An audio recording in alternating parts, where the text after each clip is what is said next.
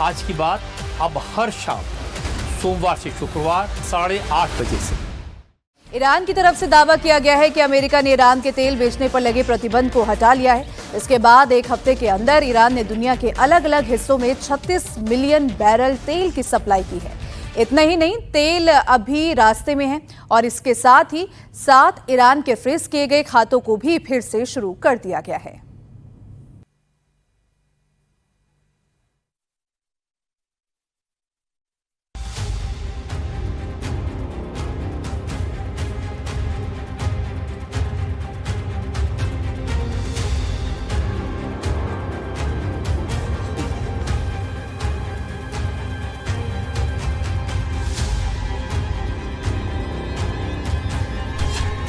Trump की धमकी से बिगड़ा शांति वार्ता का माहौल।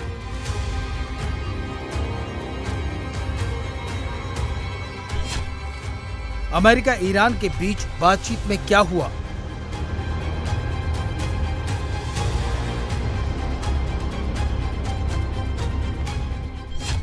बातचीत होगी कामयाब या फिर जंग के आसार?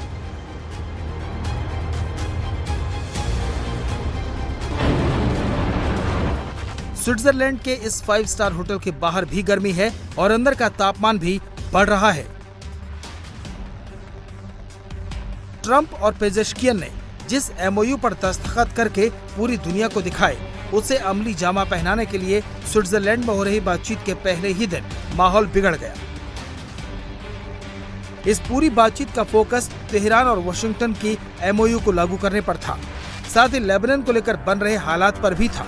लेकिन बातचीत के बीच में डोनाल्ड ट्रंप की हरकतों की वजह से एक बार फिर माहौल बिगड़ गया। ट्रंप ने धमकी दी कि अगर ईरान ने हिजबुल्लाह को परेशानी खड़ी करने से नहीं रोका तो वो ईरान पर बड़ा हमला करेंगे। इस पोस्ट में ट्रंप ने हिजबुल्लाह को लेकर ईरान को धमकाया तो ईरान ने भी हाथों हाथ जवाब दे दिया। ट्रंप ने लिखा, अगर ईरान ने हिजबुल्लाह को नहीं रोका तो अमेरिका उस पर पिछले हफ्ते से भी ज्यादा बड़ा हमला करेगा।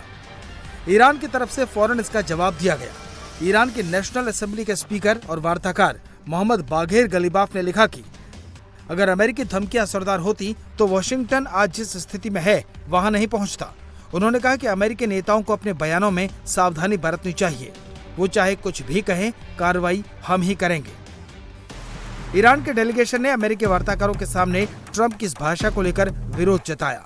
ईरानी डेलीगेशन इस कदर खफा था कि वो मीटिंग हॉल को छोड़कर बाहर निकल गया। हालांकि अमेरिका और ईरान के डेलीगेशन के बीच करीब 82 मिनट तक बातचीत भी हुई।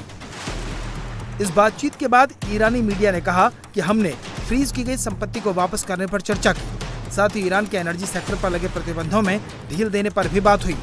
ईरानी प्रतिनिधिमंडल के एक सदस्य ने अपने देश की सरकारी मीडिया को बताया कि अमेरिका के साथ पहले दौर की बातचीत में ईरानी तेल पर लगे प्रतिबंधों में राहत देने को लेकर ड्राफ्ट को अंतिम रूप दे दिया गया है और जल्द ही प्रतिबंधों में छूट लागू की जाएगी।